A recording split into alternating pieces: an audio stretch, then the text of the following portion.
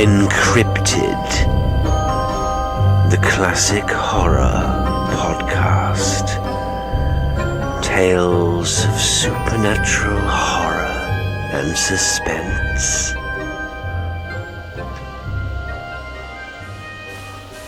Nuremberg at the time was not so much exploited as it has been since then. Irving had not been playing Faust, and the very name of the old town was hardly known to the great bulk of the travelling public. My wife and I, being in the second week of our honeymoon, naturally wanted someone else to join our party, so that when the cheery stranger, Elias P. Hutchison, hailing from Isthmian City, Bleeding Gulch, Maple Tree County, Neb, turned up at the station at Frankfurt and casually remarked that he was going on to see the most all-fired old Methuselah of a town in Europe, and that he guessed that so much travelling alone was enough to send an intelligent, active citizen into the melancholy ward of the Daft House. We took the pretty broad hint and suggested that we should join forces. We found, on comparing notes afterwards, that we had each intended to speak with some diffidence or hesitation, so as not to appear too eager, such not being a good compliment to the success of our married life, but the effect was entirely marred by our both beginning to speak at the same instant, stopping simultaneously, and then going on together again. Anyhow, no matter how, it was done, and Elias P. Hutchison became one of our party. Straight away, Amelia and I found the pleasant benefit. Instead of quarrelling, as we had been doing, we found that the restraining influence of a third party was such that we now took every opportunity of spooning in odd corners. Amelia declares that ever since she has, as the result of that experience, advised all her friends to take a friend on the honeymoon. Well, we did Nuremberg together, and much enjoyed the racy remarks of our transatlantic friend, who, from his quaint speech and his wonderful stock of adventures, might have stepped out of a novel.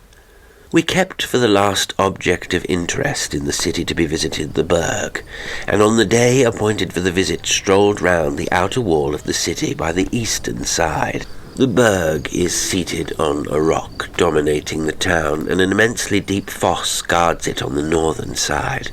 Nuremberg had been happy in that it was never sacked. Had it been, it would certainly not be so spick and span perfect as it is at present. The ditch has not been used for centuries, and now its base is spread with tea gardens and orchards, of which some of the trees are of quite respectable growth.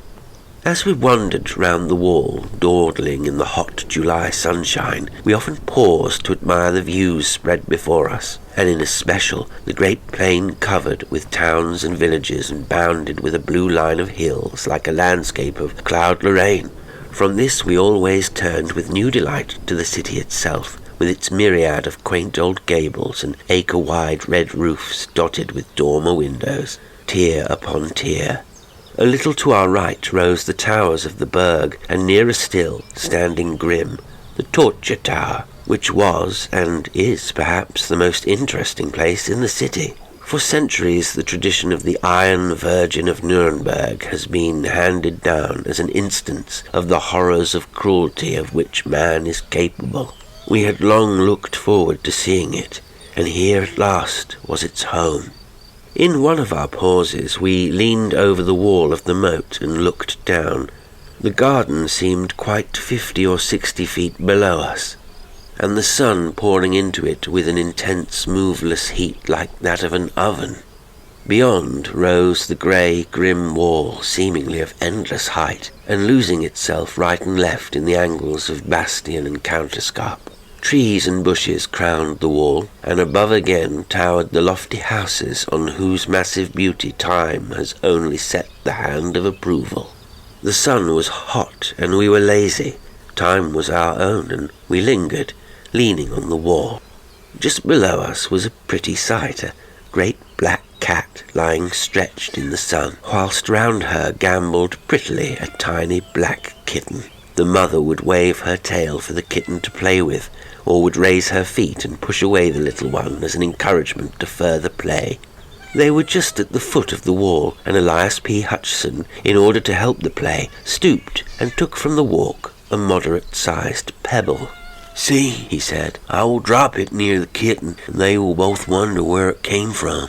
"Oh, be careful," said my wife. "You might hit the dear little thing." "Well, not me, ma'am," said Elias P. "Why, I'm as tender as a Maine cherry tree. Lord bless ye, I wouldn't hurt the poor pooty little critter more than I'd scalp a baby. And you may bet your variegated socks on that.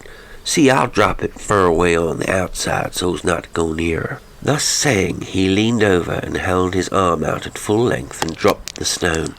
It may be that there is some attractive force which draws lesser matters to greater, or more probably that the wall was not plump but sloped to its base, we not noticing the inclination from above. But the stone fell with a sickening thud that came up to us through the hot air, right on the kitten's head, and shattered out its little brains then and there. The black cat cast a swift upward glance, and we saw her eyes like green fire fixed an instant on Elias B. Hutcheson, and then her attention was given to the kitten, which lay still with just a quiver of her tiny limbs, whilst a thin red stream trickled from a gaping wound. With a muffled cry, such as a human being might give, she bent over the kitten, licking its wounds and moaning. Suddenly she seemed to realize that it was dead, and again threw her eyes up at us. I shall never forget the sight, for she looked the perfect incarnation of hate. Her green eyes blazed with lurid fire, and the white sharp teeth seemed to almost shine through the blood which dabbled her mouth and whiskers. She gnashed her teeth, and her claws stood out stark and at full length on every paw. Then she made a wild rush up the wall as if to reach us, but when the momentum ended, fell back and further added to her horrible appearance, for she fell on the kitten and rose with her black fur smeared with its brains and blood. Amelia turned quite faint, and I had to lift her back from the wall.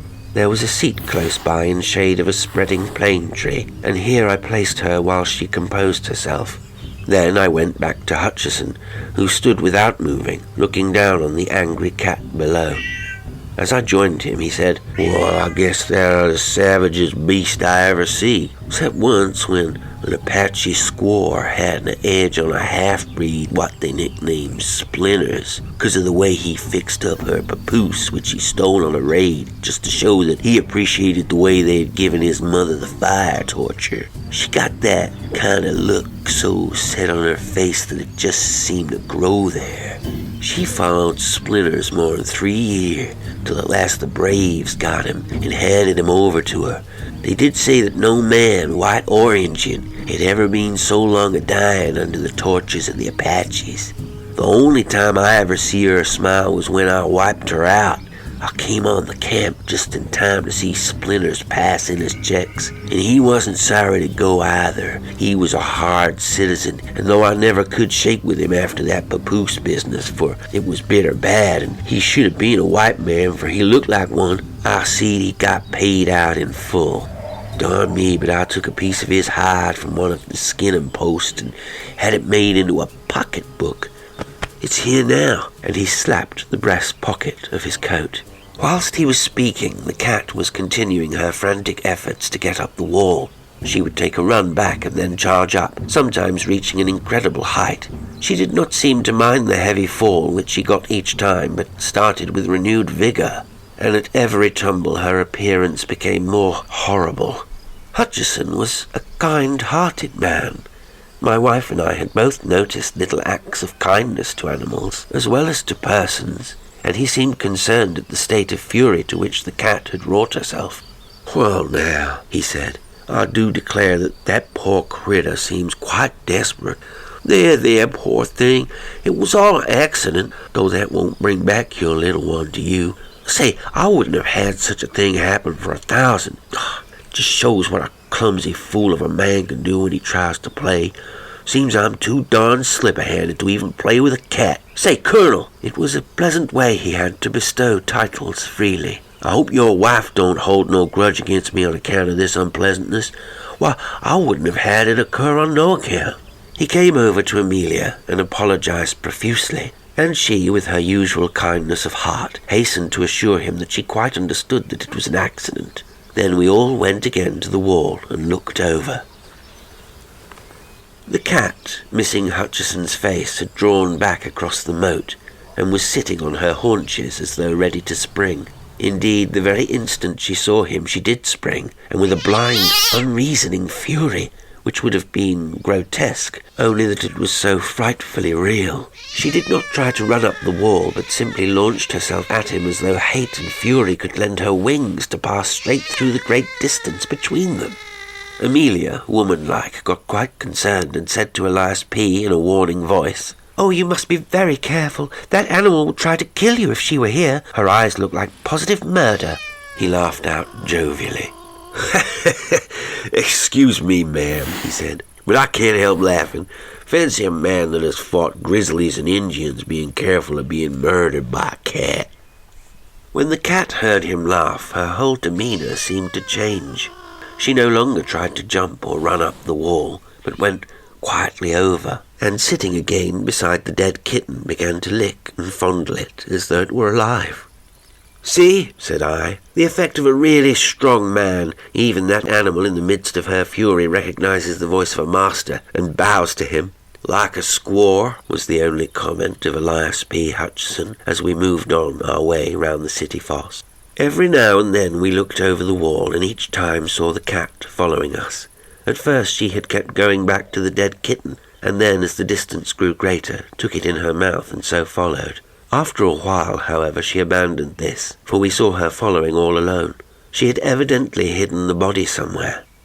Amelia's alarm grew at the cat's persistence, and more than once she repeated her warning, but the American always laughed with amusement till finally, seeing that she was beginning to be worried, he said, "I say, ma'am, you needn't be scared over that cat. I go healed, I do." Here he slapped his pistol pocket at the back of his lumbar region. "Why, sooner'n have you worried, I'll shoot the critter right here, and risk the police interfering with a citizen of the United States for carrying arms contrary to regulations." As he spoke, he looked over the wall, but the cat, on seeing him, retreated, with a growl, into a bed of tall flowers, and was hidden. He went on, "Blessed if that 'ere critter ain't got more sense of what's good for her than most Christians. I guess we've seen the last of her. You bet she'll go back now to that busted kitten and have a private funeral of it, all to herself." Amelia did not like to say more, lest he might, in mistaken kindness to her, fulfill his threat of shooting the cat. And so we went on, and crossed the little wooden bridge leading to the gateway, whence ran the steep paved roadway between the Burg and the pentagonal torture tower. As we crossed the bridge, we saw the cat again, down below us. When she saw us, her fury seemed to return, and she made frantic efforts to get up the steep wall. Hutcheson laughed as he looked down at her and said, "Goodbye, old girl. Sorry I injured your feelings, but you'll get over it in time. So long." And then we passed through the long, dim archway and came to the gate of the Burg. When we came out again, after our survey of this most beautiful old place, which not even the well-intentioned efforts of the Gothic restorers of 40 years ago have been able to spoil, though their restoration was then glaring white, we seemed to have quite forgotten the unpleasant episode of the morning. The old lime tree with its great trunk gnarled with the passing of nearly 9 centuries, the deep well cut through the heart of the rock by those captives of old, and the lovely view from the city wall, whence we heard, spread over almost a full quarter of an hour, the multitudinous chimes of the city, had all helped to wipe out from our minds the incident of the slain kitten. We were the only visitors who had entered the torture tower that morning, so at least said the old custodian, and as we had the place all to ourselves, were able to make a minute and more satisfactory survey than would have otherwise been possible. The custodian, looking to us as the sole source of his gains for the day, was willing to meet our wishes in any way. The torture tower is truly a grim place, even now when many thousands of visitors have sent a stream of life and the joy that follows life into the place. But at the time I mention it wore its grimmest and most gruesome aspect. The dust of ages seemed to have settled on it, and the darkness and the horror of its memories seemed to have become sentient in a way that would have satisfied the pantheistic souls of Philo or Spinoza. The lower chamber, where we entered, was seemingly in its normal state, filled with incarnate darkness, Even the hot sunlight streaming in through the door seemed to be lost in the vast thickness of the wall, and only showed the masonry rough as when the builder's scaffolding had come down, but coated with dust and marked here and there with patches of dark stain, which, if walls could speak, could have given their own dread memories of fear and pain. We were glad to pass up the dusty wooden staircase, the custodian leaving the outer door open to light us somewhat on our way. For to our eyes the one long wicked evil-smelling candle stuck in a sconce on the wall gave an inadequate light. When we came up through the open trap in the corner of the chamber overhead, Amelia held on to me so tightly that I could actually feel her heart beat. I must say for my own part that I was not surprised at her fear, for this room was even more gruesome than that below. Here there was certainly more light, but only just sufficient to realize the horrible surroundings of the place. The builders of the tower had evidently intended that only they who should gain the top should have any of the joys of light and prospect. There, as we had noticed from below, were ranges of windows, albeit of medieval smallness. But elsewhere in the tower were only a very few narrow slits such as were habitual in places of medieval defence. A few of these only lit the chamber, and these so high up in the wall that from no part could the sky be seen through the thickness of the walls. In racks and leaning in disorder against the walls were a number of headsmen's swords, great double-handed weapons with broad blade and keen edge. Hard by were several blocks whereon the necks of the victims had lain, with here and there deep notches where the steel had bitten through the guard of flesh and shored into the wood. Round the chamber, placed in all sorts of irregular ways, were many implements of torture, which made one's heart ache to see, chairs full of spikes which gave instant and excruciating pain. Chairs and couches with dull knobs whose torture was seemingly less, but which, though slower, were equally efficacious. Racks, belts, boots, gloves, collars, all made for compressing at will. Steel baskets in which the head could be slowly crushed into a pulp if necessary. Watchman's hooks with long handle and knife that cut at resistance. This a speciality of the old Nuremberg police system, and many, many other devices for man's injury to man. Amelia grew quite pale with the horror of the things, but fortunately did not faint, for being a little overcome she sat down on a torture chair, but jumped up again with a shriek, all tendency to faint gone. We both pretended that it was the injury done to her dress by the dust of the chair and the rusty spikes which had upset her, and Mr. Hutcheson acquiesced in accepting the explanation with a kind-hearted laugh. But the central object in the whole of this chamber of horrors was the engine known as the Iron Virgin, which stood near the centre of the room. It was a rudely shaped figure of a woman, something of the Bell order, or, to make a closer comparison, of the figure of Mrs. Noah in the Children's Ark, but without that slimness of waist and perfect rondure of hip which marks the aesthetic type of the Noah family. One would hardly have recognized it as intended for a human figure at all, had not the founder shaped on the forehead a rude semblance of a woman's face. This machine was coated with rust without, and covered with dust. A rope was fastened to a ring in the front of the figure, about where the waist should have been, and was drawn through a pulley fastened on the wooden pillar which sustained the flooring above. The custodian pulling this rope showed that a section of the front was hinged like a door at one side. We then saw that the engine was of considerable thickness, leaving just room enough inside for a man to be placed. The door was of equal thickness and of great weight, for it took the custodian all his strength, aided though he was by the contrivance of the pulley, to open it. This weight was partly due to the fact that the door was of manifest purpose hung so as to throw its weight downwards so that it might shut of its own accord when the strain was released. The inside was honeycombed with rust, nay, more, the rust alone that comes through time would hardly have eaten so deep into the iron walls. The rust of the cruel stains was deep indeed. It was only, however, when we came to look at the inside of the door that the diabolical intention was manifest to the full. Here were several long spikes, square and massive, broad at the base and sharp at the points, placed in such a position that when the door should close, the upper ones would pierce the eyes of the victim, and the lower ones his heart and vitals. The sight was too much for poor Amelia, and this time she fainted dead off, and I had to carry her down the stairs and place her on a bench outside till she recovered. That she felt it to the quick was afterwards shown by the fact that my eldest son bears to this day a rude birthmark on his breast, which has, by family consent, been accepted as representing the Nuremberg Virgin. When we got back to the chamber, we found Hutcheson still opposite the Iron Virgin. He had been evidently philosophizing, and now gave us the benefit of his thought in the shape of a sort of exordium. "Well, I guess I've been learning something here while Madame has been getting over her faint. 'Pears to me that we're a long way behind the times on our side of the big drink. We used to think out on the plains that the Injun could give us points in trying to make a man uncomfortable, but I guess your old medieval law and order party could raise him every time.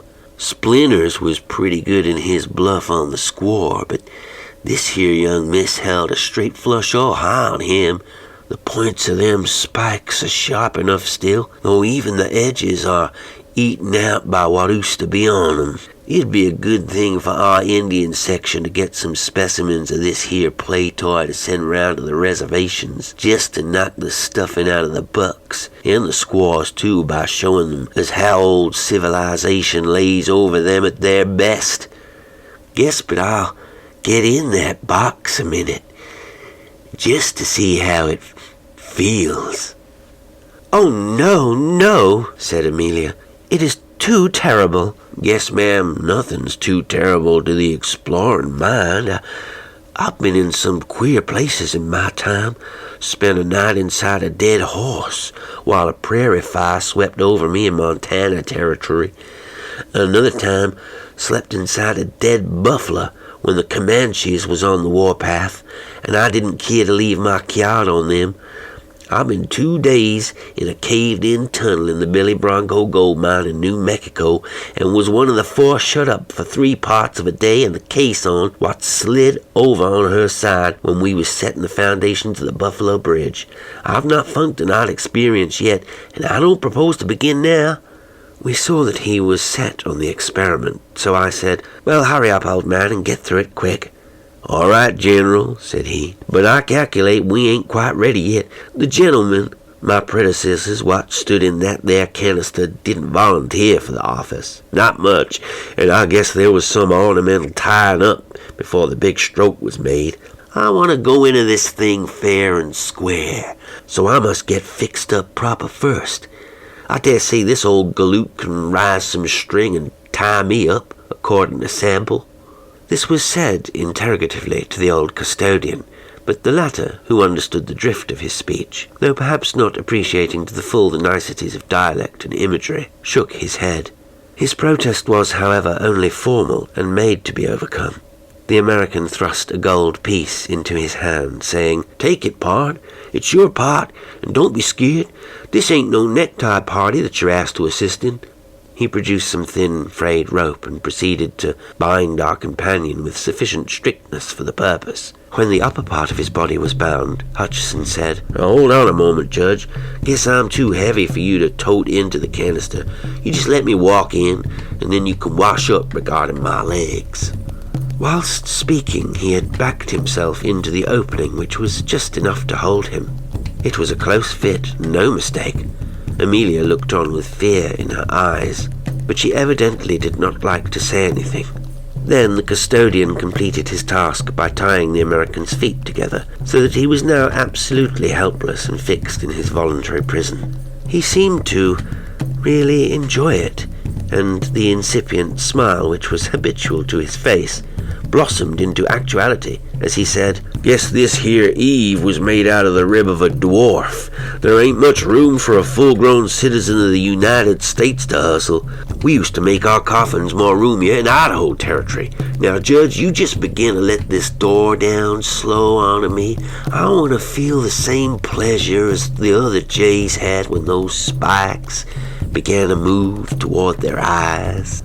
"Oh, no, broke in Amelia hysterically. "It is too terrible. I can't bear to see it. I can't. But the American was obdurate. "Say, Colonel," said he, "why not take Madame for a little promenade? I wouldn't hurt her feelings for the world, but now that I'm here, having come 8,000 miles, wouldn't it be too hard to give up the very experience I've been a-pining and a-panning for? A man can't get to feel like canned goods every time. Me and the judge here'll fix up this thing in no time, and then you'll come back and we'll all laugh together." Once more the resolution that is born of curiosity triumphed, and Amelia stayed, holding tight to my arm and shivering, whilst the custodian began to slacken slowly, inch by inch, the rope that held back the iron door. Hutchison's face was positively radiant as his eyes followed the first movement of the spikes. "Well," he said, "I guess I've not had enjoyment like this since I left New York. Bar a scrap with a French sailor at Wapping, and that weren't much of a picnic neither. I've not had a show for real pleasure in this dod-rod continent where there ain't no bears nor no Indians and where neary man goes healed. Slow there, Judge.